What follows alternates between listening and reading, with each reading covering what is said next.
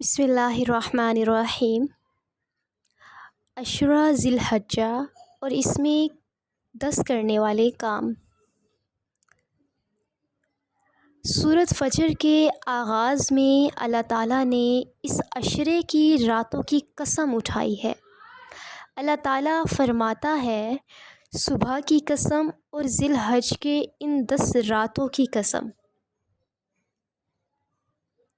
رسول صلی اللہ علیہ وآلہ وسلم نے فرمایا، عرفہ کے علاوہ کوئی بھی دن ایسا نہیں جس میں اللہ تعالیٰ کی کثرت سے بندوں کو آزاد کر دیتا ہے۔ اور رسول صلی اللہ علیہ وآلہ وسلم نے فرمایا، یوم عرفہ اور ذی الحجہ کے روزہ کے بارے میں